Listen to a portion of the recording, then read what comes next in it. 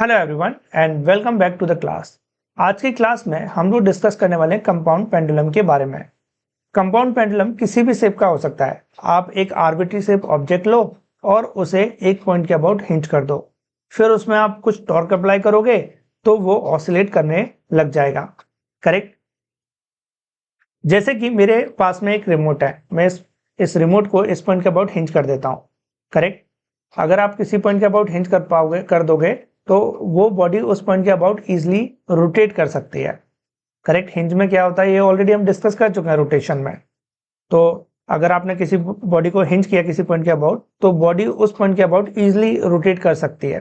Correct. ये चीज हमें क्लियर है। तो मैंने क्या किया, इस रिमोट को इस पॉइंट के अबाउट हिंज कर दिया।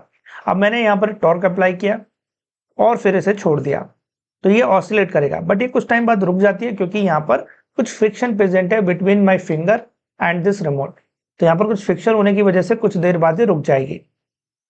अगर फ्रिक्शन नहीं होता तो ये कंटिन्यूअस ऑसिलेट करती रहती। और यहाँ पर कुछ मीडियम में एयर भी है तो एयर ड्रैग भी लग रहा है। करेक्ट। तो इसकी वजह से भी ये रुक जाएगी। ऑलराइट।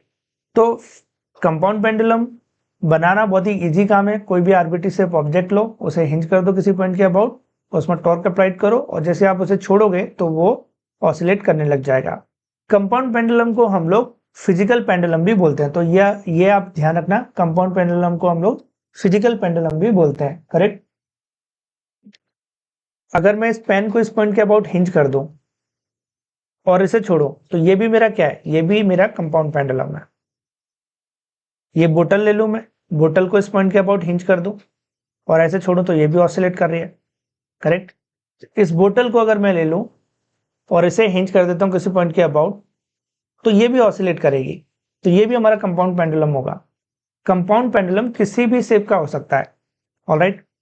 आई होप आपको ये चीज क्लियर हुई होगी। अब मुझे इसमें टाइम पीरियड फाइंड आउट करना है इस कंपाउंड पेंडुलम का। तो मैंने एक आर्बिट्री शेप ऑब्जेक्ट लिया, इसका शेप कुछ स्लीपर जैसा मिल रहा है। स्लीपर जो आप पैरों में पहनते हो उसकी बात कर रहे हैं, तो उसके जैसा शेप है। आपने इसे इस पॉइंट के अबाउट हिंज कर दिया। करेक्ट।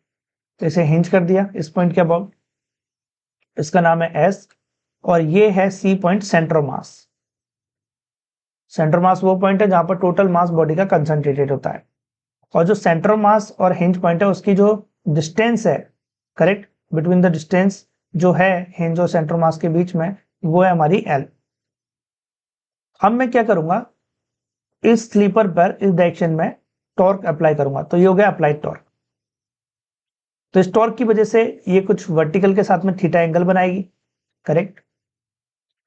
अपोजिट डायरेक्शन में यहां पर लगेगा हमारा रिस्टोरिंग टॉर्क। रिस्टोरिंग टॉर्क की वजह से ये वापस से, जैसे स्टार्टिंग में लेट सपोज यहां पर थी है, आपने टॉर्क लगाया तो यहां गई, रिस्टोरिंग टॉर्क से वो वापस उसी पोजीशन पे आने की कोशिश करेगी।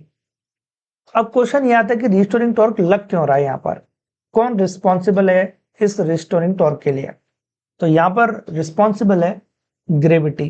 जो ग्रेविटेशनल फोर्स लग रहा है उसकी वजह से ये हमारी रिस्टोरिंग टॉर्क लग रही है। करेक्ट। तो यहां पर ये हमारा सेंटर मास वो पॉइंट है जहां पर टोटल मास बॉडी का कंसंट्रेटेड है। तो ग्रेविटेशनल फोर्स लगेगा डाउनवर्ड डायरेक्शन में mg। अगर ये एंगल थीटा है तो डेफिनेटली ये एंगल भी हमारा थीटा होगा। और अगर mg का मैं परपेंडिकुलर कंपोनेंट लूं तो ये हो जाएगा mg साइन थीटा। करेक्ट। सो फोर्स इंटू परपेंडिकुलर डिस्टेंस करेंगे तो हमारा यहाँ पर रिस्टोरिंग टॉर्क हमें मिल जाएगा। करेक्ट। अब मुझे क्या फाइंड आउट करना है इसमें, टाइम पीरियड। मैं टाइम पीरियड फाइंड आउट करना चाहता हूं तो मैं यहाँ पर लिख सकता हूं applied torque equal to minus of restoring torque. Minus sign जो आया है क्योंकि रिस्टोरिंग टॉर्क अपोजिट डायरेक्शन में लग रहा है। अगर कोई भी बॉडी एंगुलर एसएचएम कर रही है तो डेफिनेटली वो इस इक्वेशन को फॉलो करेगी। करेक्ट। अप्लाइड टॉर्क क्या लिखेंगे, आई अल्फा, और आई है मास मोमेंट ऑफ इनर्शिया। और ये हम लोग कहां से लेंगे, हिंज पॉइंट से। ये हमने रोटेशन में ऑलरेडी डिस्कस किया हुआ है। करेक्ट। जब भी हम मास मोमेंट ऑफ इनर्शिया लेते हैं और बॉडी रोटेट कर रही है तो जो उसका इनर्शिया लिखेंगे वो किस पॉइंट के अबाउट लिखेंगे, जिस पॉइंट के अबाउट बॉडी रोटेट कर रही है। तो इस हिंज पॉइंट के अबाउट रोटेट कर रही है यहाँ पर, जब बॉडी ऑसिलेट करती है, करेक्ट। तो हिंज पॉइंट के अबाउट वो रोटेट कर रही होती है, ऑसिलेट कर रही होती है, तो इनर्शिया भी हिंज पॉइंट के अबाउट लेना है हमको। तो मैं इसे आई एच लिख देता हूँ। So I H alpha equal to, अब हमें रिस्टोरिंग टॉर्क लिखना है। रिस्टोरिंग टॉर्क कौन प्रोवाइड कर रहा है यहाँ पर? Gravitational force. सिर्फ यहाँ पर ग्रेविटी ही प्रोवाइड कर रही है। अगर ये ग्रेविटी ना हो, जैसे कि मैं स्पेस में चला जाऊं, वहां पर ग्रेविटी है ही नहीं है, तो वहां पर रिस्टोरिंग टॉर्क मिलेगा ही नहीं, और रिस्टोरिंग टॉर्क नहीं मिलेगा तो ये एसएचएम भी नहीं करेगी। तो स्पेस में ये फिजिकल पेंडुलम हमारा काम ही नहीं करेगा। जैसे सिंपल पेंडुलम नहीं करता था, वैसे ये भी नहीं करेगा, correct.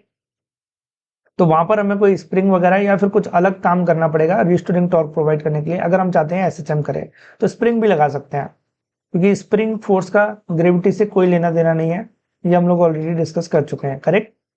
So I H alpha equal to restoring torque को हम लोग क्या लिखेंगे?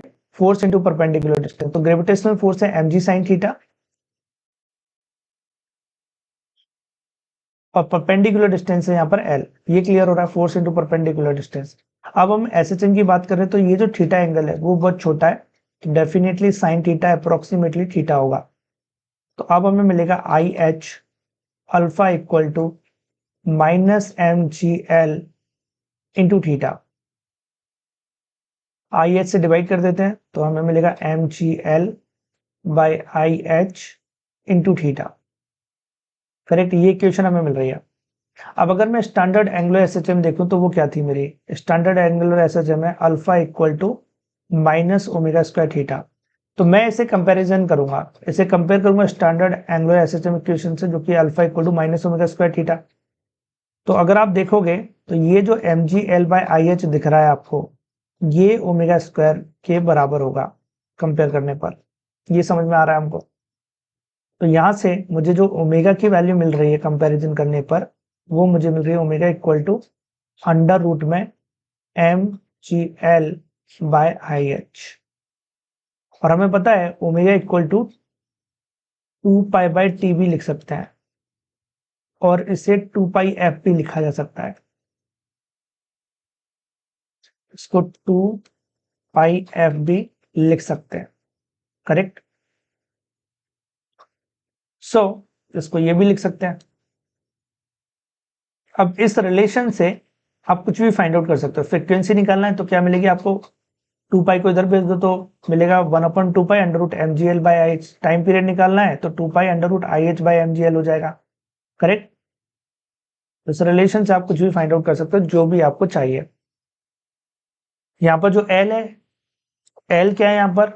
सेंट्रोमास एंड हिंज पॉइंट के बीच का डिस्टेंस। तो ये आपको ध्यान रखना है, एल यहाँ पर डिस्टेंस है between the centre of mass and the hinge point.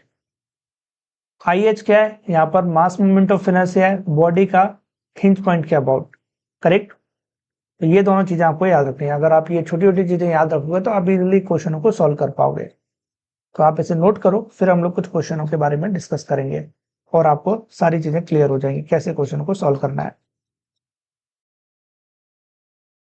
Now let's see it. One question on the basis of this concept. A disk of mass m and length r is pivoted about the point on its circumference as shown in the figure below. Find the time period of a small oscillation performed by the disk. इस question में हमें find out करना है कि इस disc का time period क्या होगा, करेक्ट। तो हमें टाइम पीरियड फाइंड आउट करना है। क्वेश्चन में क्या हो रहा है? एक डिस्क को लिया गया है और उस डिस्क को ओ पॉइंट है जो कि सर्कमफेरेंस पर है, उस पॉइंट के अबाउट इसको हिंज कर दिया गया है, करेक्ट। तो अगर आप पिवटेड बोल रहे हो या हिंज बोल रहे हो, दोनों सेम बात ही नहीं है। तो यहां से इसको हिंज कर देना है, तो इस पॉइंट के अबाउट ये रोटेट कर सकती है या बोले तो ऑसिलेट कर सकती है डिस्क। और ये है इसका सेंट्रोमास, डिस्क का सेंट्रोमास सेंटर में होगा। तो हमें टाइम पीरियड निकालना है, ठीक है, निकालते हैं। तो टाइम पीरियड का फॉर्मूला हमें ऑलरेडी पता है, हमने अभी अभी पढ़ा था। अगर आप ध्यान करो तो हमें मिला था 2 pi by T equal to under root M G L by I H. तो यहाँ से टाइम पीरियड मिल जाएगा 2 pi under root I H by M G L, correct. तो इस फॉर्मूले का हम लोग यूज कर लेंगे। तो टाइम पीरियड हमें पता है 2 pi under root I H by M G L, correct. ये होगा हमारा टाइम पीरियड का फॉर्मूला। अब यहाँ पर जो एल है वो क्या था, याद करो। एल था हमारा सेंट्रोमास और हिंज पॉइंट के बीच का डिस्टेंस, तो मतलब एल होगा हमारा यहाँ पर आर। फिर उसके बाद आई एच, आई एच है हमारा इनर्शिया करेक्ट हिंज पॉइंट के अबाउट, मतलब जिस पॉइंट के अबाउट ये रोटेट कर रही है या ऑसिलेट कर रही है उस पॉइंट के अबाउट हमें इनर्शिया लिखना होगा डिस्क का। तो सेंटर मास के अबाउट इनर्शिया डिस्क का होता है mr²/2, लेकिन हमें ओ पॉइंट के अबाउट चाहिए, तो यहाँ पर पैरेलल एक्सिस थ्योरम अप्लाई करेंगे। तो पैरेलल एक्सिस थ्योरम हमने रोटेशन चैप्टर में पढ़ी थी, याद करो।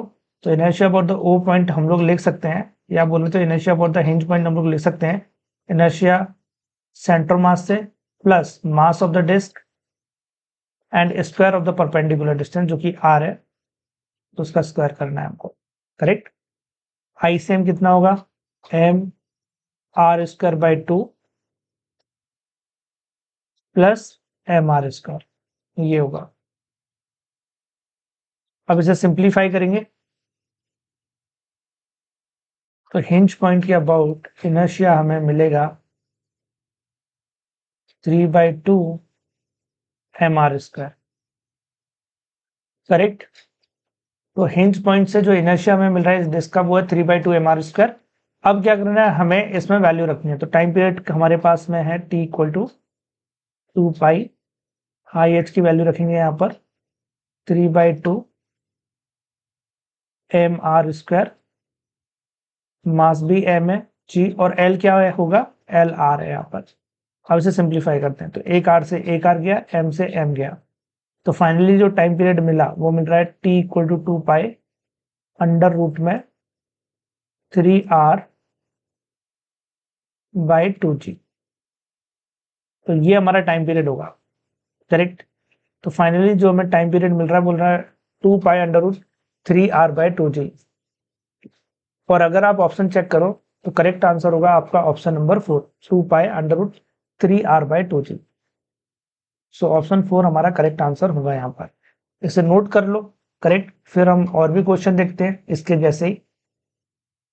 अब नेक्स्ट क्वेश्चन देखते हैं। नेक्स्ट क्वेश्चन में क्या हो रहा है, a rod of mass m and length l pivoted about its point perform small oscillation, find omega and t। Correct. तो इसको पिवोट किया गया है, लेट्स सपोज इसका नाम है o, इसके अबाउट इसको पिवोट कर दिया गया है, हिंज कर दिया गया है, इसका अबाउट इसको हिंज किया गया है इस पॉइंट से। तो जैसे ये रॉड है हमारे पास में, यहाँ पर इसे हिंज कर दिया गया है, अभी ऑसिलेट कर रही है। तो हमें क्या फाइंड आउट करना है इसमें, इसका टाइम पीरियड एंड ओमेगा। तो आप कोई भी चीज फाइंड आउट कर लो, ओमेगा फाइंड आउट कर लो या टी कर लो, दोनों में रिलेशन हमें पता है, ओमेगा = 2 पाई टी होता है। तो अगर आपने ओमेगा निकाल दिया तो टाइम पीरियड इजिली आप फाइंड आउट कर सकते हो। और कैसे निकालना है, सेम यही प्रोसीजर आपको फॉलो करनी है, इसी फॉर्मूले का यूज करना है। इनर्शिया हिंज पॉइंट के अबाउट लेंगे, एल हमारा डिस्टेंस सेंटर मास और हिंज पॉइंट के बीच में। तो इस रॉड का सेंटर मास सेंटर में होगा और ये है हिंज पॉइंट। लेंथ इस रॉड की आपको एल लेनी है। करेक्ट। क्वेश्चन में एल दी हुई है, तो ये जो डिस्टेंस होगी, मतलब जो हमें इसमें एल लेना है, हमारे फॉर्मूले में क्या था, √I/mgl। तो एल यहां पर लोगे, वो क्या लोगे, l/2 लोगे। ये क्लियर हो रहा है, हम क्या लेंगे, l/2 लेंगे। Alright.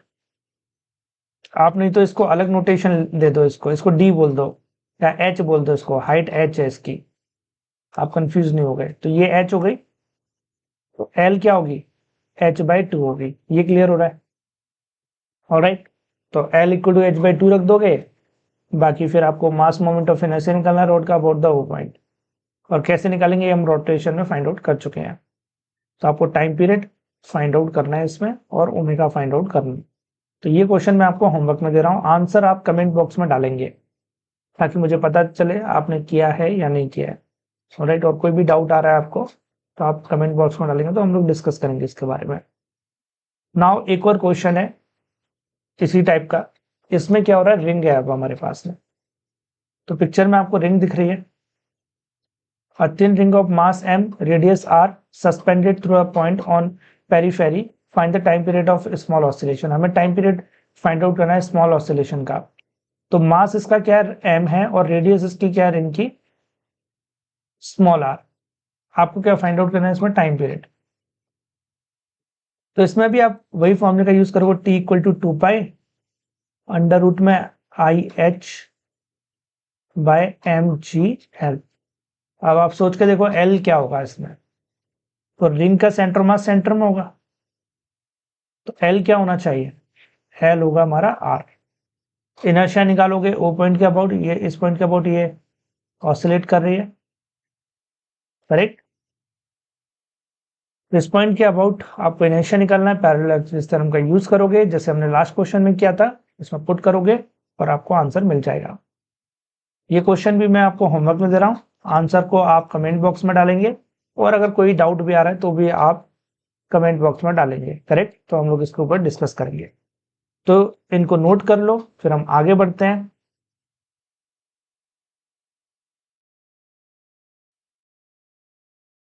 Let's see next question. The disk has mass m and radius r and is hinged about its center.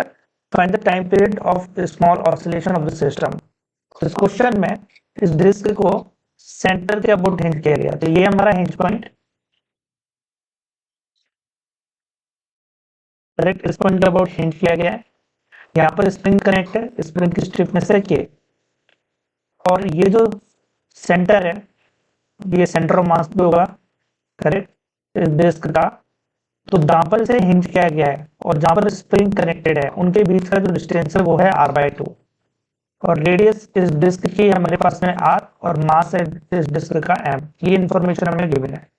Time period हमें फाइंड आउट करना है कितना होगा, तो हम लोग क्या करेंगे, इसमें टॉर्क अप्लाई करेंगे, हमें टॉर्क लगाना है, करेक्ट। तो इस डिस्क पे जब टॉर्क लगाएंगे तो अपोजिट डायरेक्शन में रीस्टोरिंग टॉर्क मिलेगा, और रीस्टोरिंग टॉर्क कौन लगाएगा, ये लगाएगी स्प्रिंग, क्योंकि ये स्प्रिंग से कनेक्टेड है, करेक्ट। तो आप टॉर्क लगाओगे तो ये जो पॉइंट है वो यहां से यहां आ जाएगा, करेक्ट, यहां से यहां आएगा। अब मान लो ये डिस्टेंस x है, हम ये मान के चल रहे हैं ये डिस्टेंस हमारी x है, और हम ये मान के चल रहे हैं ये जो एंगल है थीटा वो बहुत छोटा है, करेक्ट। तो ये जो x होगा आर्क लेंथ, वो आर्क रेडियस और आर्क एंगल के प्रोडक्ट के बराबर होगा। ये तो हमने पता ही है, बहुत पहले हम लोग ये रिलेशन पढ़ चुके हैं बेसिक मैथ्स में। अगर आर्क रेडियस और आर्क एंगल को मल्टीप्लाई किया जाए तो आर्क लेंथ मिल जाएगी। तो अगर मैं इस डिस्क को रोटेट कर रहा हूँ, टॉर्क इसमें अप्लाई कर रहा हूँ, तो इस स्प्रिंग में कितना एलोंगेशन होगा ये हमें पता चल जाएगा, और ये एलोंगेशन है एक्स, जो कि r/2 इंटू थीटा के प्रोडक्ट के बराबर होगा। अगर आपको एलोंगेशन पता चल गया स्प्रिंग में तो आप स्प्रिंग फोर्स भी निकाल सकते हो, क्योंकि के एक्स हमारा स्प्रिंग फोर्स होता है, और फोर्स इंटू परपेंडिकुलर डिस्टेंस कर दोगे तो आपको टॉर्क मिल जाएगा, मतलब आपको रिस्टोरिंग टॉर्क मिल जाएगा। तो हम जब इसको अप्लाई करेंगे टॉर्क, करेक्ट, तो रोटेट करेगी और जैसे जैसे छोड़ेंगे वैसे ये ऐसे ऐसे ऑसिलेट करेगी डिस्क। ये क्लियर हो रहा है आपको, आपने इस पे अप्लाई किया टॉर्क, फिर छोड़ना तो ऐसे ऐसे ऑसिलेट करेगी, करेक्ट। हमें इसका टाइम पीरियड फाइंड आउट करना है ऑसिलेशन का, तो हम लोग यहाँ पर लिख सकते हैं apply torque equal to restoring torque. अगर कोई भी ऑब्जेक्ट एंगुलर सिस्टम कर रहा है तो डेफिनेटली वो इस इक्वेशन को तो फॉलो करेगा, applied torque equal to restoring torque, और रिस्टोरिंग टॉर्क होना जरूरी है। माइनस साइन क्यों लगाया है, क्योंकि ये जो रिस्टोरिंग टॉर्क है वो अप्लाइड टॉर्क के अपोजिट डायरेक्शन में लग रहा है। अप्लाइड टॉर्क को आप लिख सकते हो आई अल्फा, और रिस्टोरिंग टॉर्क कितना होगा, स्प्रिंग फोर्स, ये के एक्स हो गया आपका spring force into perpendicular distance, perpendicular distance है r/2। ये क्लियर हो रहा है। अब इनर्शिया, इनर्शिया कहां से लेते हैं, हिंज पॉइंट के अबाउट, ये तो हम ऑलरेडी डिस्कस कर चुके हैं। तो ये जो डिस्क है वो सेंटर से हिंज है, तो आपको ज्यादा सोचना ही नहीं है, इनर्शिया आपको सेंटर के अबाउट लिख लेना है डिस्क का, और मैं बता भी इनर्शिया कितना होता है mr²/2, करेक्ट, माइनस, और आप एक्स की जगह पर रख सकते हो r/2 थीटा इंटू r/2, तो फाइनली ये मिलेगा आपको mr²/2 अल्फा माइनस के r²/4 इंटू थीटा। r² से r² को कैंसिल आउट कर दो, ये 2 है 4 है, तो ये 2 हो जाएगा, करेक्ट।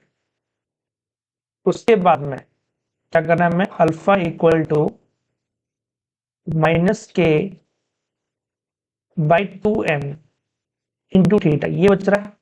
इसे स्टैंडर्ड एंगुलर एसएसएम इक्वेशन से कंपेयर करो, alpha equal to minus omega square theta. जो भी थीटा के साथ में होता है वो हमारा ओमेगा स्क्वायर के बराबर होता है। तो थीटा के साथ में क्या है हमारे पास में k/2 है।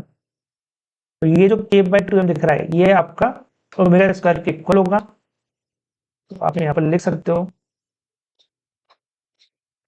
ओमेगा स्क्वायर इक्वल टू, या फिर बोलो तो omega equal to under root k/2 है। करेक्ट। आप इससे इक्वेट करो तो 2π/t से ओमेगा की वैल्यू आप 2π/t रख सकते हो, ये तो आपको पता ही है। तो यहाँ से आपको टी भी मिल जाएगा टाइम पे। तो टी को तो आपको मिल रहा है 2π अंडर रूट में 2m/k। ये आपका फाइनल आंसर आ रहा है, T equal to 2π under root 2m/k। Clear हो रहा है ये कैसे हमें इस क्वेश्चन को सॉल्व करना है। सो आई होप आपको ये चीज क्लियर हुई होगी। इसे नोट कर लो, फिर हम आगे बढ़ते हैं, एक और क्वेश्चन डिस्कस करेंगे।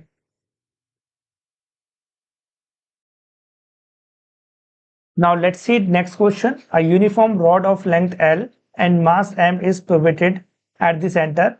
Its two ends are attached to two springs of equal spring constant K. The springs are fixed to rigid support as shown in the figure, and the rod is free to oscillate in the horizontal plane. The rod is gently pushed through the small angle theta in one direction and released. The frequency of oscillation is what? तो इस question में हमें frequency of oscillation find out करना है। तो ये हमारे पास rod है जैसे कि पिक्चर में दिख रहा है, और इस पॉइंट के अबाउट इसको हिंज किया गया है। करेक्ट, इस पॉइंट के अबाउट हिंज किया गया है। तो हम लोग क्या करेंगे, यहाँ पर एक स्प्रिंग कनेक्टेड है और यहाँ पर स्प्रिंग कनेक्टेड है, तो इस पर टॉर्क अप्लाई करना है। करेक्ट, तो इसमें टॉर्क अप्लाई करेंगे इस डायरेक्शन में, ये हो गई अप्लाइड टॉर्क की डायरेक्शन। और इस टॉर्क की वजह से क्या होगा, ये जो हमारी रॉड है वो रोटेट करेगी। करेक्ट, वो रोटेट करेगी। और लेट सपोज अभी कुछ ऐसे हो जाएगी वो। अब ऊपर वाली स्प्रिंग है उसमें भी एक्सटेंशन होगा, और लेट सपोज इसमें जो एक्सटेंशन हुआ है वो हुआ है एक्स, और जो नीचे वाली स्प्रिंग है इसमें भी एक्सटेंशन होगा, वो भी होगा हमारा एक्स। ऊपर वाला एंगल भी थीटा होगा और नीचे वाला एंगल भी थीटा होगा यहाँ पर। करेक्ट, जो हमारी रॉड है उसकी लेंथ है एल और उसका मास है एम। स्प्रिंग कांस्टेंट है हमारे के, ऊपर वाली का भी और नीचे वाली का भी, दोनों के स्प्रिंग कांस्टेंट के हैं। ठीक है, हमें क्या फाइंड आउट करना है इसमें, हमें फाइंड आउट करनी है इसकी फ्रीक्वेंसी। फ्रीक्वेंसी फाइंड आउट करनी है, तो कैसे करेंगे फ्रीक्वेंसी फाइंड आउट इसकी। तो जैसे ही मैं क्या करूंगा, इस रॉड पर टॉर्क लगाऊंगा, तो ये हो गया अप्लाइड टॉर्क। अब स्प्रिंग अपोजिट डायरेक्शन में फोर्स लगा रही है। करेक्ट, तो इसकी वजह से इस पर रिस्टोरिंग टॉर्क लगेगा और ये ऐसे ऐसे ऑसिलेट करने लगेगी। ये क्लियर हो रहा है। तो यहाँ पर जो रिस्टोरिंग टॉर्क अप्लाई कर रही है, जो प्रोवाइड कर रही है, वो स्प्रिंग कर रही है यहाँ पर। तो यहाँ पर मैं लिखूंगा applied torque minus of restoring torque. Applied torque आपने लगाया जो कि आई अल्फा है, और रिस्टोरिंग टॉर्क स्प्रिंग लगा रही है। करेक्ट, तो स्प्रिंग फोर्स कहाँ लगेगा, इस पर लगेगा इस डायरेक्शन के एक्स, और ये स्प्रिंग कहाँ लगाएगी, इस डायरेक्शन में लगेगी। दोनों सेम डायरेक्शन में रोटेट कर रही है, इसको एंटी क्लॉकवाइज में, तो दोनों की वजह से जो टॉर्क होगा वो सेम डायरेक्शन में, तो हम उसे ऐड कर सकते हैं। तो इसे लिखेंगे माइनस के एक्स, ये तो स्प्रिंग फोर्स होगा ऊपर वाली स्प्रिंग की वजह से, और perpendicular distance, force into perpendicular distance होगी L/2। ऐसी नीचे वाली स्प्रिंग है उसकी वजह से फोर्स लगेगा के एक्स, और परपेंडिकुलर डिस्टेंस है L/2, तो टॉर्क होगा के एक्स L/2। दोनों की वजह से सेम टॉर्क लग रहा है। करेक्ट, और डायरेक्शन भी सेम हो गई। अब उसके बाद क्या करना है हमको, एक्स कितना होगा, तो यहां पर ये जो थीटा है बहुत छोटा है, तो आप एक्स लिख सकते हो arc length equal to arc radius जो कि L/2 है into arc angle, means L/2 into theta करोगे तो एक्स मिल जाएगा, और थीटा हम लोग यहाँ पर बहुत छोटा लेके चल रहे हैं। ठीक है, ये भी हमें क्लियर है। आई क्या है, मास मोमेंट ऑफ इनर्शिया है इस रॉड का हिंज पॉइंट के अबाउट, मतलब सेंटर के अबाउट। तो हमें पता है रॉड का जो इनर्शिया होता है सेंटर के अबाउट वो होता है mL²/12। तो मैं इसको लिख सकता हूँ mL²/12 अल्फा, और ये माइनस के एक्स L/2, तो -2kx/L/2 है, 2 से 2 कैंसिल आउट, तो इसे लिख सकते हैं -kxL। अब एक काम और करो, x की भी वैल्यू रख दो। सो mL²/12 इंटू अल्फा माइनस के, एक्स की वैल्यू रखोगे L/2, तो ये हो जाएगा L square by 2 correct into theta, ये मिल रहा है हमको। अब इसे सिंप्लीफाई करते हैं, तो एल स्क्वायर से एल स्क्वायर गया, ये 2 है 12 है तो ये 6 हो जाएगा। अल्फा इक्वल टू आपको क्या मिलेगा यहाँ पर, अल्फा इक्वल टू आपको मिलेगा -k 6k by m into theta, ये मिलेगा आपको 6k by m into theta. अब आप इसे स्टैंडर्ड एसएचएम इक्वेशन से कंपेयर करो, जो कि हमारे पास में alpha equal to minus omega square theta. तो ये आपको जो 6k बाय m दिख रहा है, ये क्या होगा, ये होगा हमारा ओमेगा स्क्वायर। तो फाइनली हमारे पास ओमेगा की वैल्यू आ गई है, और ओमेगा हमारा आया है यहाँ पर, मैं यहाँ लिख लेता हूँ, ओमेगा हमारा आया है यहाँ पर 6k बाय अंडर रूट लगा दो 6k बाय m। अब हमें चाहिए फ्रीक्वेंसी, लीनियर फ्रीक्वेंसी हमें चाहिए, f चाहिए। तो omega equal to 2 pi F भी होता है, तो f इक्वल टू मैं क्या लिख सकता हूँ, 1/2 पाई 6k बाय m। हमें पता है omega equal to 2 pi F होता है, तो f इक्वल टू ये मिल जाएगा। ऑप्शन चेक करेंगे तो कौन सा करेक्ट है, ऑप्शन नंबर सी। तो यहाँ पर सी हमारा करेक्ट आंसर होगा इस क्वेश्चन का। सो आई होप आपको ये क्लियर हुआ होगा कैसे इस क्वेश्चन को सॉल्व करना है। करेक्ट, इसे नोट करो, कोई भी डाउट है तो कमेंट बॉक्स में डालो, तो मैं उसको आपको एक्सप्लेन करूंगा। नोट कर लो इसको।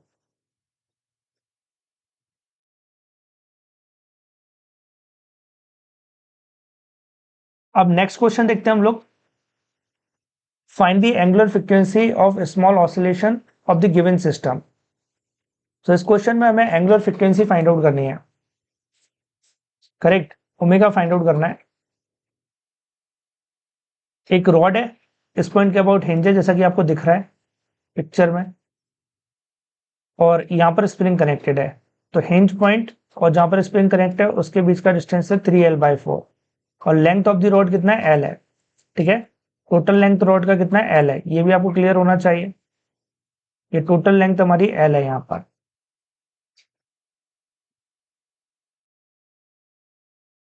करेक्ट, स्प्रिंग की स्टिफनेस दी हुई है k, और मास इस रॉड का हमें गिवन है m। हमें क्या करना है, इस रॉड पर अप्लाई करना है टॉर्क, और फिर इसे छोड़ देना है, तो ये करेगी ऑसिलेट। अगर यहाँ पर स्प्रिंग कनेक्ट नहीं करती तब भी ऑसिलेट करती, तब यहाँ पर रिस्टोरिंग जो टॉर्क प्रोवाइड कर रहा है वो ग्रेविटी प्रोवाइड कर रही है, और यहाँ पर स्प्रिंग भी है। अगर आप ध्यान दो तो, अगर आप यहाँ पर ध्यान दो तो स्प्रिंग भी कनेक्टेड है ना। तो होगा क्या, जैसे आप इसमें टॉर्क लगाओगे, लेट सपोज आपने इस डायरेक्शन में टॉर्क लगाया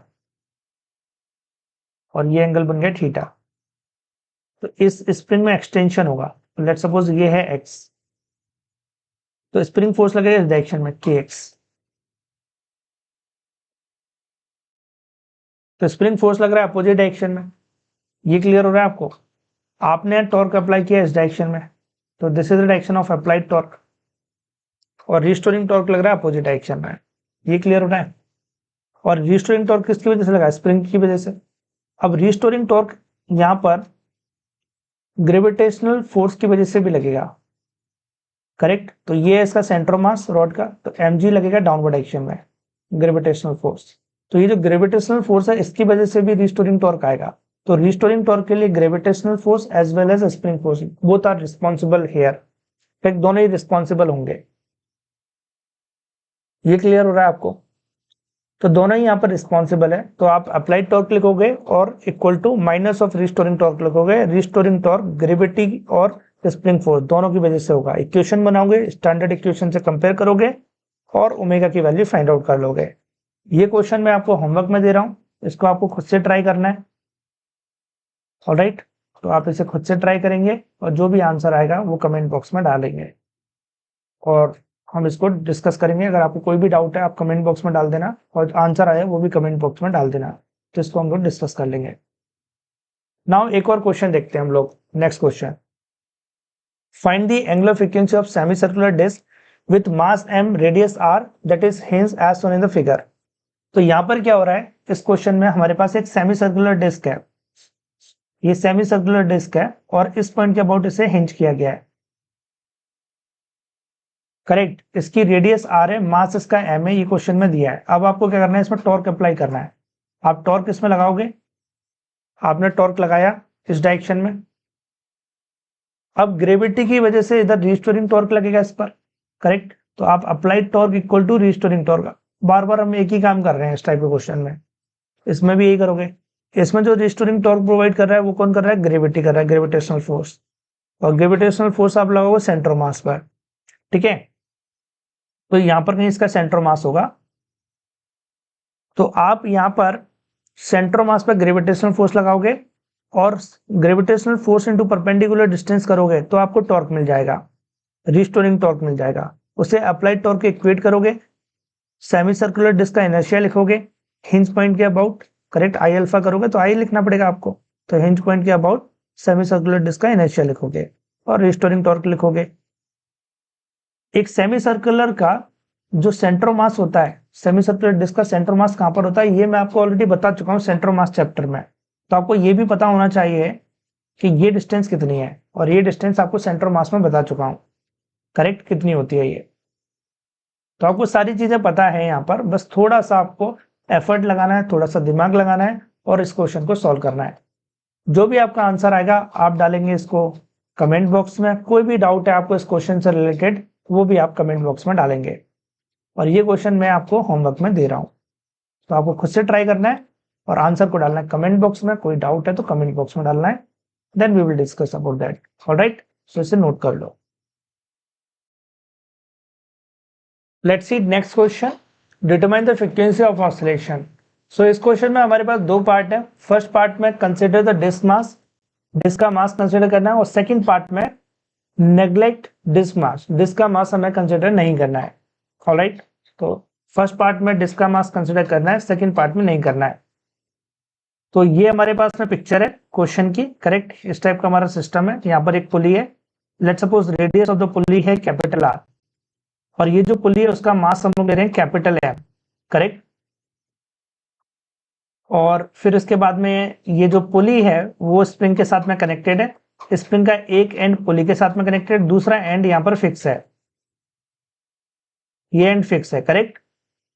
स्टिफनेस स्प्रिंग की हमारे पास में स्मॉल के है। यहाँ पर एक स्मॉल ब्लॉक भी है जिसका मास स्मॉल एम है। ब्लॉक ये जो स्ट्रिंग है उसके साथ में कनेक्टेड है, तो स्ट्रिंग का एक एंड ब्लॉक के साथ में कनेक्टेड है और दूसरा एंड यहाँ पर फिक्स है, करेक्ट। तो ये हमारा सिस्टम है। इस टाइप से हम सिस्टम को एनालाइज कर सकते हैं। हमें इसकी फ्रीक्वेंसी फाइंड आउट करनी है। तो आप थोड़ा ध्यान से सोचो यहाँ पर क्या होगा और क्या हम कर रहे हैं। लेट्स सपोज ये है हमारी डिस्क, करेक्ट। लेट्स सपोज ये है डिस्क और ये डिस्क कनेक्टेड है स्प्रिंग के साथ में। अब यहां पर हमें अच्छे से इमेजिन करना होगा।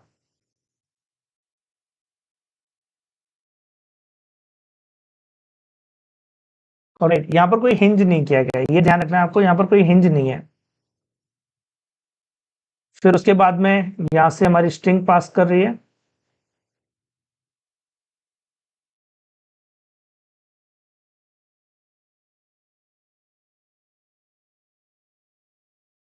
इनका ये एंड तो फिक्स ही है और यहां पर है ब्लॉक हमारा, करेक्ट। अब आप सोच के देखो, जैसे आप फोर्स लगाओगे, करेक्ट। लेट सपोज ये है हमारी डिस्क, करेक्ट, ये है हमारी डिस्क और ये यहां पर कोई हिंज नहीं है, स्प्रिंग से कनेक्टेड है, ऑलराइट। और अगर आप इस पॉइंट पर ध्यान दो तो होगा क्या, जैसे आप फोर्स लगाओगे यहाँ पर, तो जैसे आप फोर्स लगाओगे तो स्प्रिंग में एलोंगेशन होगा, करेक्ट। तो ये जो पॉइंट है, जैसे मैं कुछ नेम दे देता हूं ए बी एंड सी, तो जो हमारा बी एंड सी पॉइंट है नीचे की तरफ जाएंगे, करेक्ट। तो ये जो डिस्क है वो कुछ ऐसे जाएगी, ऐसे। और जब आप इस पर फोर्स लगाओगे तो ये पॉइंट तो फिक्स ही रहेगा ए, क्योंकि ये स्ट्रिंग के साथ में कनेक्टेड है, तो ये पॉइंट नीचे नहीं जाएगा, बी और सी नीचे जाएंगे कुछ इस तरीके से। और जैसे फोर्स को छोड़ोगे तो फिर से ऊपर आएंगे, तो ये ऐसे ऐसे ऑसिलेट करेगी हमारी डिस्क, और इस पॉइंट के अबाउट ये डिस्क रोटेट कर रही होगी। तो यहाँ पर जो रोटेशन हो रहा है इस पॉइंट के अबाउट हो रहा है, ये समझ में आ रहा है आप? ए पॉइंट के अबाउट ये डिस्क रोटेट कर रही है, या बोले तो ऑसिलेट कर रही है। करेक्ट? ठीक है, ये क्लियर हो गया हमको। अब क्या करें, देखो अब क्या करोगे आप। तो रेडियस तो हमें पता ही है, आपने फोर्स लगाया तो बी और सी पॉइंट नीचे आएंगे। लेट्स सपोज इतना नीचे आ गए, तो ये हो गया हमारा बी डैश पॉइंट और ये है सी डैश पॉइंट। करेक्ट? ये जो आपको डिस्टेंस दिख रही है और ये डिस्टेंस दिख रही है, इसको मैं कंसिडर कर लेता हूं एक्स, सी सी डैश। तो ये जो सी पॉइंट है वो एक्स इतना नीचे आया है। करेक्ट? इसको बोल देते हैं एक्स। और जो बी बी डैश दिख रहा है इसको बोल देते हैं एक्स डैश। ये क्लियर हो रहा है आपको? इसको मैंने बोल दिया एक्स डैश। करेक्ट? तो ये हो जाएगा हमारा एक्स डैश। ठीक है, यहां तक सब कुछ बढ़िया चल रहा है। तो ये जो ब्लॉक है फोर्स लगे तो ये भी तो नीचे आएगा, तो ब्लॉक भी एक्स इतना नीचे आया है। ठीक है, अभी मैं ये जो डिस्क है उसका मास कंसिडर कर रहा हूं। करेक्ट? फर्स्ट वाला केस हम लोग कर रहे हैं, कंसिडर डिस्क मास। तो काम वही रहेगा, applied torque equal to restoring torque, अभी तक जो हम करते आए हैं। अब अप्लाइड टॉर्क, मैंने इस पर फोर्स लगाया, मैंने इस पर टॉर्क अप्लाई किया, तो हमने डिस्क का मास कंसिडर किया है, तो फोर्स लगाने की वजह से जो टॉर्क लगा है वो लिखेंगे डिस्क के लिए I theta double dash. Correct? Theta double dash क्या है हमारा? एंगुलर एक्सेलेरेशन, ये आप ध्यान रखना। थीटा डबल डैश रिप्रेजेंट कर रहा है एंगुलर एक्सेलेरेशन को। करेक्ट? सो ये हमारा theta double dash angular acceleration. तो ये टॉर्क लगा है हमारी डिस्क के ऊपर फोर्स की वजह से। उसके बाद में ब्लॉक के लिए भी लिखेंगे, है ना? तो वो कितना होगा? प्लस मास ब्लॉक का m, और x क्या है इसका? डिस्प्लेसमेंट ब्लॉक का।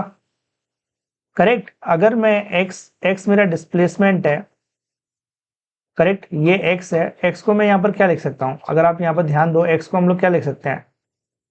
x को हम लिख सकते हैं, ये लेट सपोज एंगल है थीटा, तो क्या मैं इसको 2r इंटू थीटा लिख सकता हूं? सोच के देखो आप, x को 2r इंटू थीटा लिख सकता है।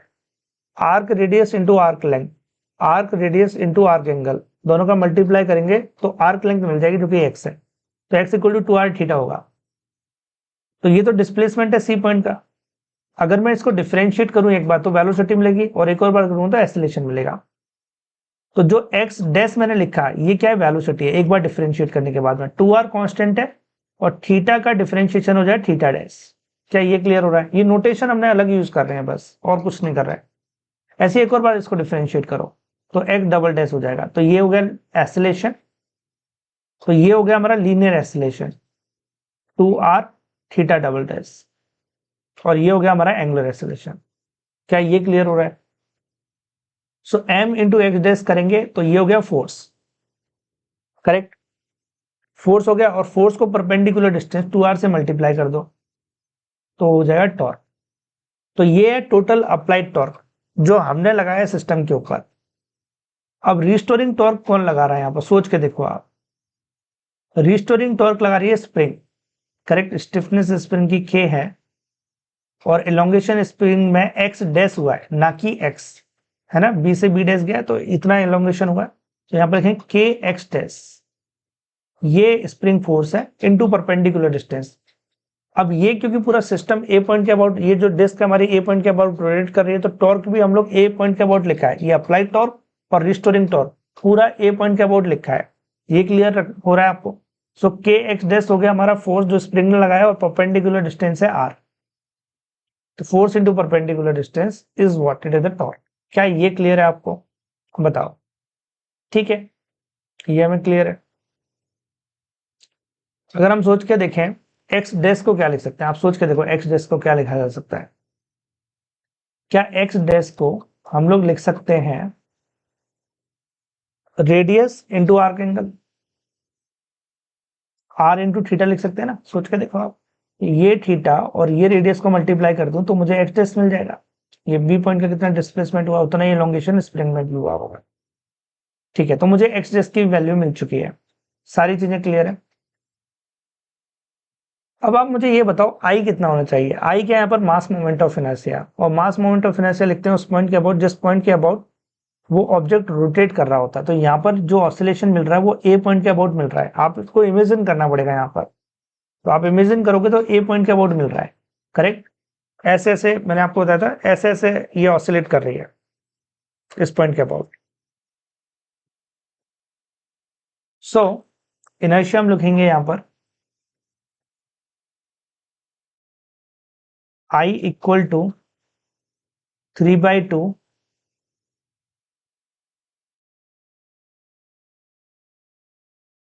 mr², और डिस्क का मास हमने कैपिटल एम कंसिडर किया तो mr² हो जाएगा, 3/2 mr²। ये क्लियर है। ठीक है, तो हमें मास मोमेंट ऑफ इनर्शिया भी मिल गया, सारी चीजें मिल गई हैं। अब इसमें वैल्यू रख लेते हैं और इसे थोड़ा सिंप्लीफाई करते हैं, सारी सारी वैल्यू रखते हैं। तो 3/2 mr², ये मास मोमेंट ऑफ इनर्शिया हो गया इस डिस्क का अबाउट दी ए पॉइंट, और यहाँ पर हमारे पास में थीटा डबल डैश जो कि एंगुलर एक्सीलरेशन है, plus M X double dash को हम लोग क्या लिख सकते हैं, 2r theta double dash. Correct, और 2r पहले से है यहाँ पर, इक्वल टू माइनस के एक्स डैश की वैल्यू हमारे पास में r थीटा और r पहले से, तो r² थीटा लिख लेते हैं इसको। बताओ यहां तक क्लियर है सभी को। ठीक है, तो यहां तक सब कुछ बढ़िया चल रहा है, सब कुछ हमें समझ में आ चुका है। अब और आगे बढ़ते हैं हम लोग, तो थोड़ा सा और सिंप्लीफाई से करते हैं। एक काम करते हैं, न्यू पेज ले लेते हैं, एक नया पेज ले लेते हैं। तो यहां तक हम पहुंच चुके हैं, अब इसे सिंप्लीफाई करना है और कुछ नहीं करना। तो 3/2 mr² theta double dash plus ये 2 4 हो जाएगा, 4r² m, और ये स्मॉल m है मास ऑफ द ब्लॉक और कैपिटल M है mass of the disc. Correct, 4r² m theta double dash equal to minus K r² theta, ये मिल गया हमको। करेक्ट, अब r² कैंसिल आउट हो जाएगा, थीटा डबल डैश को कॉमन ले लेते हैं जो कि एंगुलर एक्सीलरेशन है, तो यहाँ पर होगा 3/2 m plus 4m equal to minus K into theta, ये होगा। इसको थोड़ा सा एलसीएम लेते हैं, तो एलसीएम लेंगे तो ये 2 आ गया नीचे,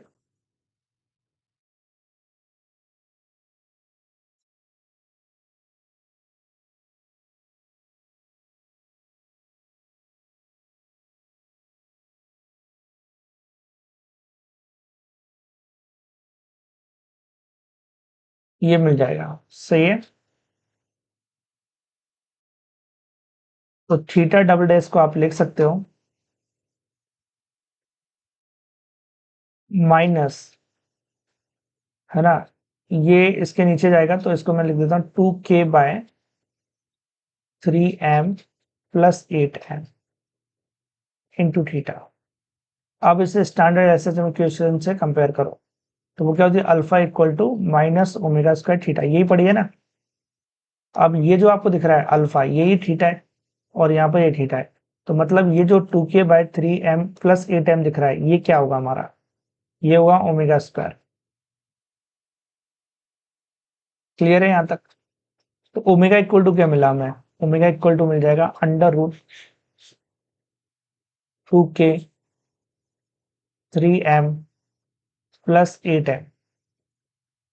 ऑलराइट, ये मिलेगा हमको। सो ये हो गई हमारी फ्रीक्वेंसी इस सिस्टम की जब हमने मास कंसिडर किया है डिस्क का।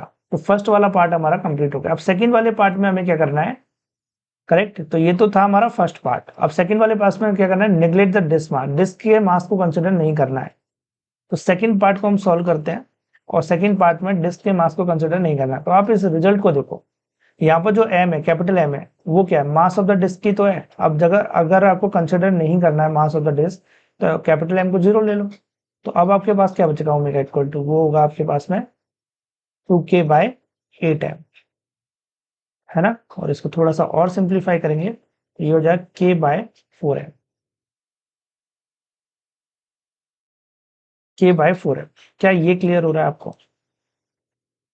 यही है फाइनल आंसर, अगर डिस्क के मास को कंसिडर नहीं किया जाए तो ये आंसर है, और अगर करेंगे डिस्क के मास को कंसिडर तो हमारा ऊपर वाला आंसर होगा। तो दोनों ही हमारे आंसर है, ये फर्स्ट पार्ट का है और ये हमारा सेकंड पार्ट का है। क्लियर है सभी को? ये इसे नोट कर लो, इसे नोट करो। फिर इसके जैसा एक और क्वेश्चन देखेंगे, कुछ क्वेश्चन मैं आपको होमवर्क में भी दूंगा, पहले आप इसे नोट कर लो। Let's see next question. Determine the frequency of oscillation neglecting the mass of the disk. इस क्वेश्चन में हमें डिस्क का मास कंसिडर नहीं करना है, करेक्ट। सो क्या हो रहा है इस क्वेश्चन में, देखते हैं, एनालाइज करते हैं सिस्टम को। यहाँ पर एक स्ट्रिंग है जो कि पुली से पास कर रही है, पुली के मास को हम कंसिडर नहीं करेंगे, और यहाँ पर एक स्प्रिंग कनेक्ट है जिसकी स्टिफनेस है k यहाँ पर, करेक्ट। इस पुली के सेंटर से एक स्ट्रिंग को कनेक्ट किया गया और स्ट्रिंग के साथ में एक m मास का ब्लॉक हैंग कर रहा है। हमें फ्रीक्वेंसी फाइंड आउट करनी है और डिस्क के मास को कंसिडर नहीं करना है अकॉर्डिंग टू द क्वेश्चन। अब क्या होगा, आप इमेजिन करो जब आप फोर्स लगाओगे m मास के ब्लॉक पर, तो ये जो सिस्टम है वो ऑसिलेट करेगा कैसे। तो मैं m मास के ब्लॉक पर फोर्स लगाऊंगा, करेक्ट, और फिर उसे छोड़ूंगा। तो अगर मैं ऐसा करता हूं, तो अगर आप एनालाइज करो यहाँ पर, इस पॉइंट को मैं ए बोल देता हूं, ये हो गया बी पॉइंट और ये है सी पॉइंट, करेक्ट। तो जब आप फोर्स लगाओगे तो ये बी और सी पॉइंट नीचे आएंगे, और ये जो ए पॉइंट है, ए पॉइंट के अबाउट ये सिस्टम ऑसिलेट करेगा कुछ इस टाइप से। तो ए पॉइंट के अबाउट ये सिस्टम ऑसिलेट करेगा, ये आपको समझ में आना चाहिए, करेक्ट। तो जब आप फोर्स लगाओगे तो बी और सी पॉइंट नीचे आएंगे कुछ इस टाइप से। ये हो गया हमारा बी डैश और ये हो गया हमारा C dash, correct, B dash and C dash. और ये एंगल है हमारा थीटा, करेक्ट, ये एंगल है थीटा। सो ये हो जाएगा x1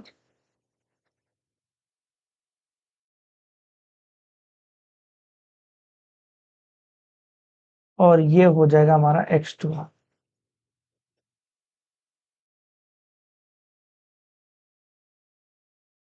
करेक्ट। ये x1 और ये हो जाएगा x2, ठीक है। अगर मैं x1 को लिखना चाहूँ तो x1 को क्या लिख सकता हूँ, सिंपल सा मैथ्स में रिलेशन है, ये जो थीटा एंगल है बहुत छोटा है, ये आपको समझ कर रखना है। तो x1 को हम क्या लिख सकते हैं, r इंटू थीटा। यहाँ पर जो ये पुली है उसकी रेडियस को मैं ले रहा हूँ कैपिटल R, करेक्ट। तो r इंटू थीटा करोगे तो x1 मिल जाएगा। इसका डिफरेंशिएट करोगे फर्स्ट टाइम पर तो वेलोसिटी मिल जाएगी, जिसे मैं x1 डैश लिख रहा हूँ, और यहाँ मिलेगा r थीटा डैश, करेक्ट। और ये जो थीटा डैश दिख रहा है ये एंगुलर वेलोसिटी है। एक और बार डिफरेंशिएट करोगे तो एक्सीलरेशन मिल जाएगा, और थीटा डबल डैश है यहाँ पर एंगुलर एक्सीलरेशन। सिमिलरली अगर मैं x2 लिखूं यहाँ पर, तो x2 क्या होगा, 2r इंटू थीटा। ये क्लियर हो रहा है। यहां से लेकर a टू c जो डिस्टेंस होगी वो 2r होगी, 2r इंटू आर्क एंगल करेंगे तो आर्क जो लेंथ है वो x2 है और वो 2r थीटा के बराबर होगी। इसको दो बार डिफरेंशिएट करेंगे तो x2 डबल डैश मिल जाएगा जो कि एक्सीलरेशन होगा, और वो होगा 2r theta double dash. 2r constant है इसलिए उसको बाहर रखेंगे। ये हमें क्लियर हो चुका है, ठीक है। अब क्या करना है, हमने टॉर्क अप्लाई किया और रिस्टोरिंग टॉर्क लगेगा स्प्रिंग की वजह से। तो वही काम जो हम पहले करते आ रहे हैं, applied torque equal to restoring torque. Applied torque कितना होगा, m x डबल डैश, ये तो हो गया फोर्स, जो x डबल डैश है वो है एक्सेलरेशन, तो मास इंटू एक्सेलरेशन करोगे तो फोर्स इंटू परपेंडिकुलर डिस्टेंस।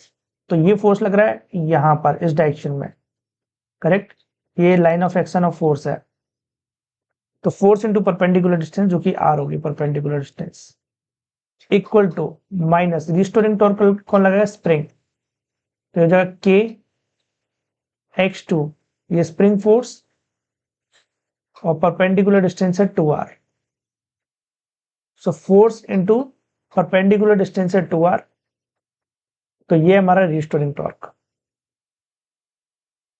और ये mx1 डबल डैश लिखेंगे हम लोग इसको, ये x1 है ना, जो ये ब्लॉक नीचे गया वो x1 जितना गया है, तो ये x1 है हमारा यहाँ पर, x1, ये क्लियर हो रहा है, ठीक है। अब सभी की वैल्यू रखते हैं और सिंप्लीफाई करते हैं इसको।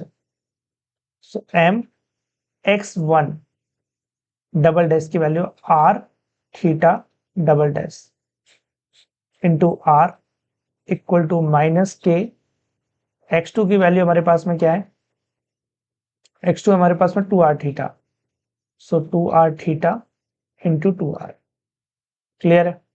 अब क्या करना है, इसको सिंप्लीफाई करते हैं, तो ये आर स्क्वायर कैंसिल आउट हो जाएगा। उसके बाद हमारे पास यहां बच रहा है M theta double dash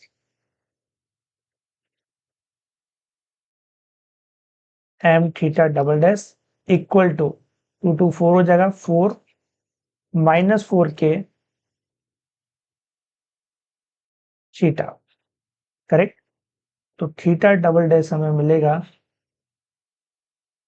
-4k by M into theta, ये मिलेगा। और ये जो 4k बाय एम है, ये क्या होगा, अगर आप स्टैंडर्ड एंग्लो एसएचएम इक्वेशन से कंपेयर करो, स्टैंडर्ड एंग्लो एसएचएम इक्वेशन से, जो कि है हमारे पास में alpha equal to minus omega square theta, तो जो 4k बाय एम आपको दिख रहा है ये क्या है, ये ओमेगा स्क्वायर है, तो यहां से आपको ओमेगा की वैल्यू मिल जाएगी, और ओमेगा आपको मिल रहा है under root 4k by M, correct. और फ्रिक्वेंसी हमें फाइंड आउट करनी थी, फाइनली हमें 4k बाय एम मिल गया। बहुत ही सिंपल है, जब आपको इस टाइप के क्वेश्चन होंगे तो सबसे पहले आपको क्या करना है, सिस्टम को एनालाइज करना है। सबसे पहले आप सिस्टम को एनालाइज करोगे, सिस्टम में क्या क्या गिवन है, करेक्ट, कैसे सिस्टम रोटेट कर रहा है, ये सारी चीजें आप एनालाइज करोगे। उसके बाद क्वेश्चन को सॉल्व करना स्टार्ट करोगे, क्योंकि आपको ये समझ में आना चाहिए कि फोर्स लगाने पर सिस्टम ऑसिलेट कैसे कर रहा है, तभी आप इसे सॉल्व कर पाओगे। तो आई होप आपको ये समझ में आया होगा।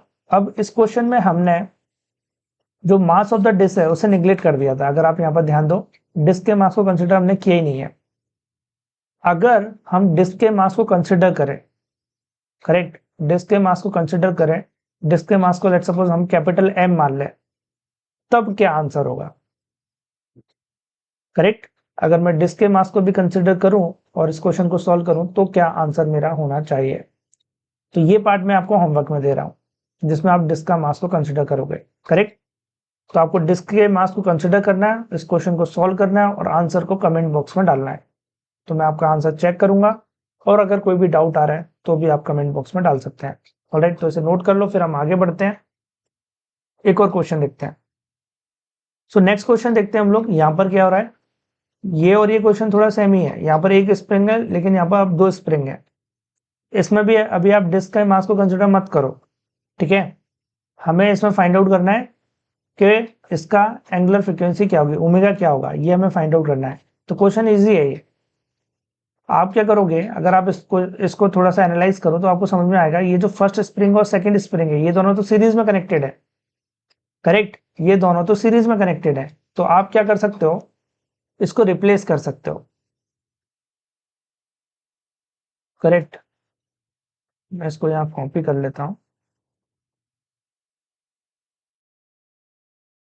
ये सिस्टम हमारा और ये सिस्टम इक्विवेलेंट हो जाएगा। आप अगर थोड़ा सा दिमाग लगाओ तो आपको समझ में आएगा कि दोनों सिस्टम एक दूसरे के इक्विवेलेंट है।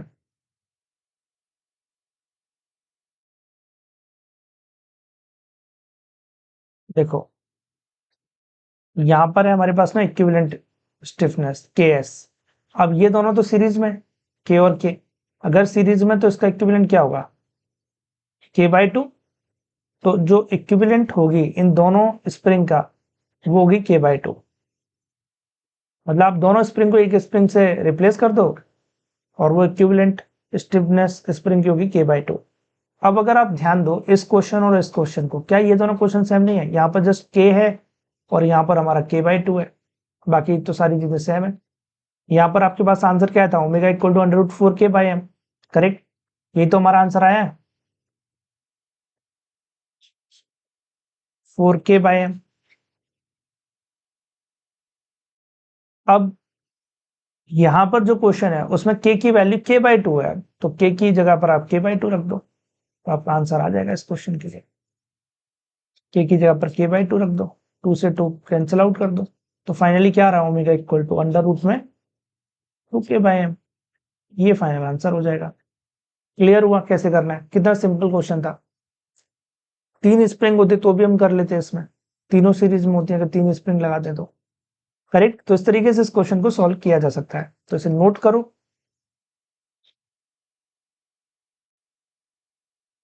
Let's see next question, determine the frequency of oscillation. इस क्वेश्चन में हमारे पास दो पार्ट हैं, कंसिडर डिस्क मास, नेग्लेक्ट डिस्क मास। फर्स्ट पार्ट में डिस्क के मास को कंसिडर करना है, सेकंड पार्ट में डिस्क के मास को नेग्लेक्ट करना है आपको।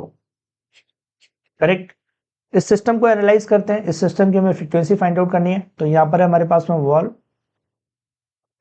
करेक्ट, ये वॉल है हमारी, तो डेफिनेटली फिक्स होगी।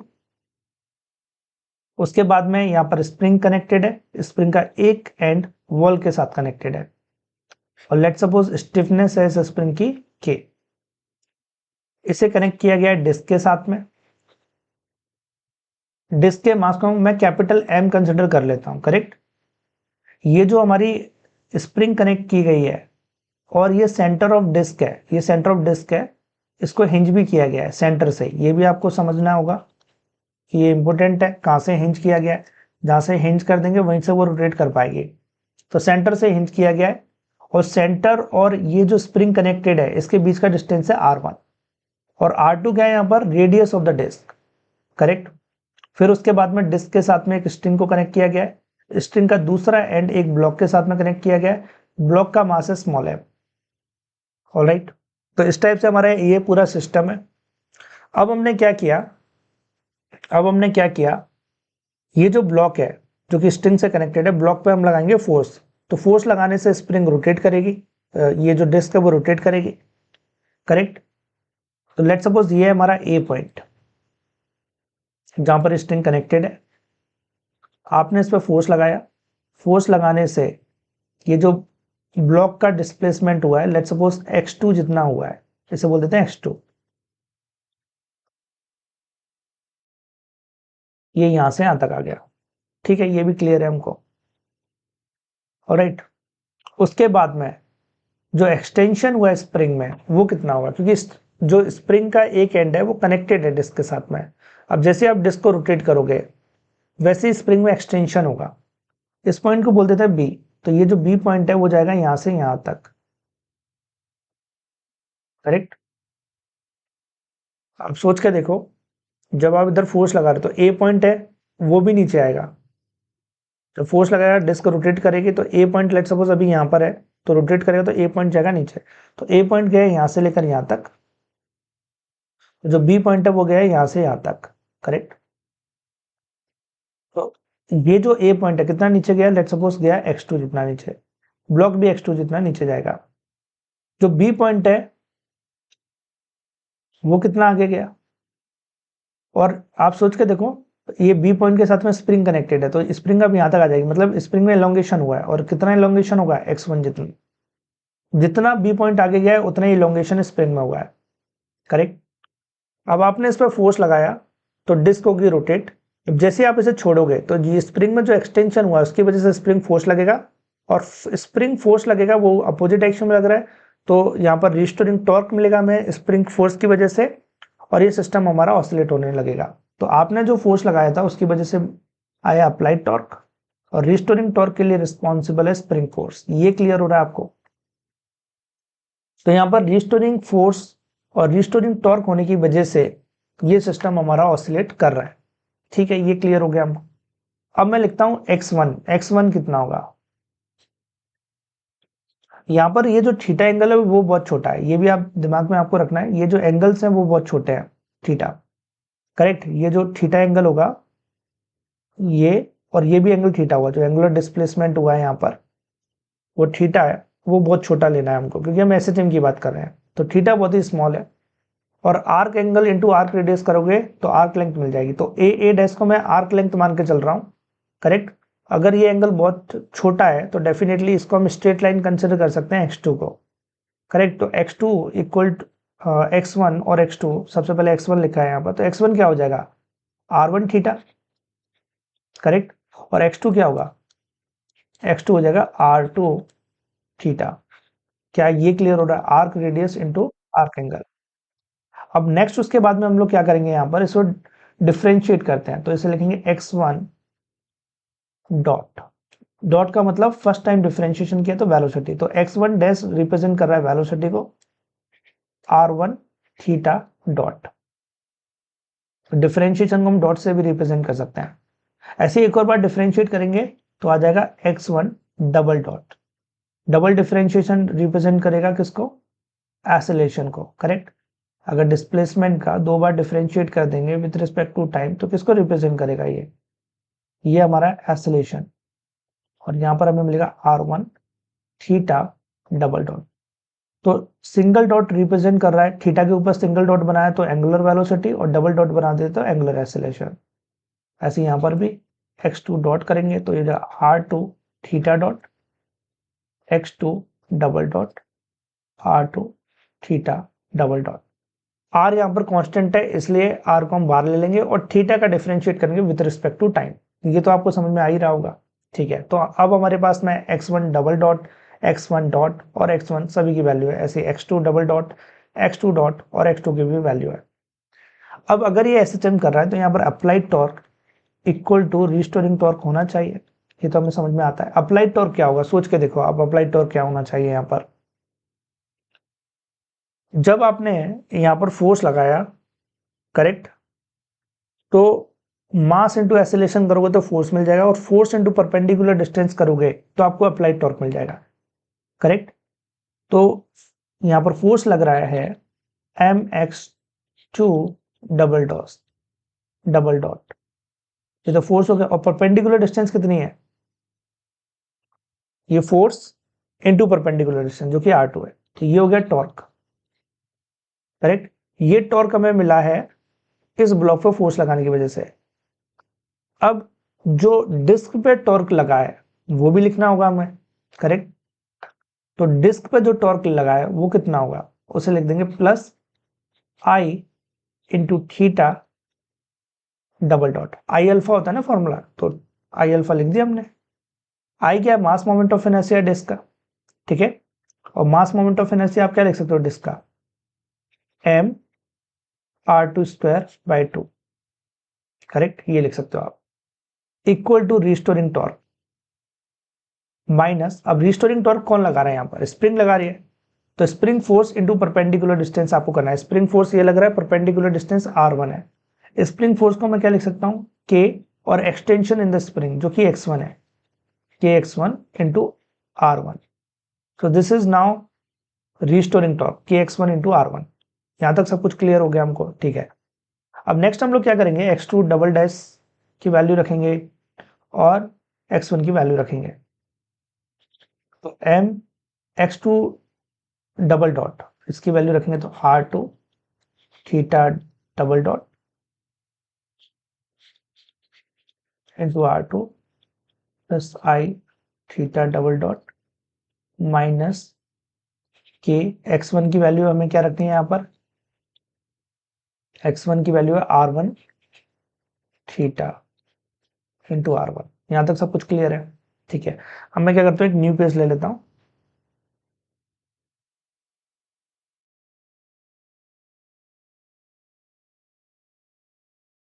ओके। सो यहाँ तक हमें मिल चुका है, इसे थोड़ा सिंप्लीफाई और करता हूँ, सो ये हो जाएगा m r2 square theta double dot plus I theta double dot minus K r1² theta, ये मिल रहा है। अब थीटा डबल डॉट को हम लोग कॉमन ले लेते हैं, तो यहाँ पर जो m r2² plus i equal to minus k r1² theta. अब इस पूरी इक्वेशन को आप m r2² प्लस i से डिवाइड कर दो, तो theta double dot equal to minus k r1² divided by m r2² plus i into theta. Correct, ये मिल रहा है हमको। अब आपको क्या करना है, इसे स्टैंडर्ड एंगुलर एसएसएम से कंपेयर करना है, जो कि है मेरे पास में अल्फा इक्वल टू माइनस ओमेगा² थीटा। ये जो अल्फा है वो ये थीटा डबल डॉट, ये क्लियर हो रहा है ना, नोटेशन बस अलग गया है। तो जो भी थीटा के साथ में क्वांटिटी है वो क्या होगी हमारी, ओमेगा²। देखो ओमेगा² आ चुका है, तो यहां से मैं ओमेगा लिख लेता हूं। और ये फर्स्ट पार्ट का आंसर। फर्स्ट पार्ट में हमें डिस्क के मास को कंसिडर करना था, हमने डिस्क के मास को कंसिडर किया है, उसकी वजह से इनर्शिया हमारा आई है। तो फर्स्ट पार्ट का जो आंसर आएगा ओमेगा इक्वल टू अंडर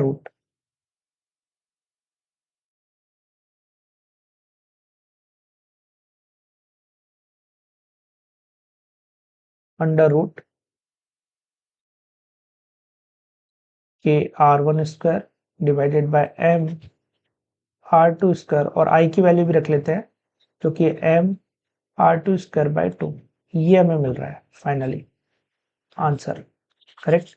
अब सेकंड पार्ट में डिस्क के मास को कंसिडर नहीं करना था। अगर आप डिस्क के मास को कंसिडर नहीं करोगे, जो कि कैपिटल M है, तो वो जीरो हो जाएगा। आप सोच के देखो, वो जीरो होगा, या फिर बोले तो i जीरो हो जाएगा। करेक्ट, m जीरो होगा, i जीरो होगा। मास को कंसिडर नहीं करेंगे तो मास जीरो हो गया, और मास जीरो तो i जीरो हो जाएगा। तो आप इस रिजल्ट को भी देख सकते हो जो हमारे पास में था, इसमें आप m इक्वल टू जीरो रख दो या फिर i इक्वल टू जीरो रख दो, तो आपको मिलेगा omega equal to under root में k r1² divided by m r2²। ये आपको मिलेगा फाइनली।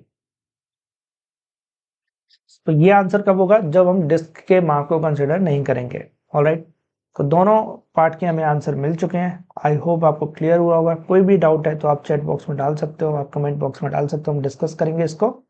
इसे नोट कर लो, फिर आगे बढ़ते हैं हम लोग।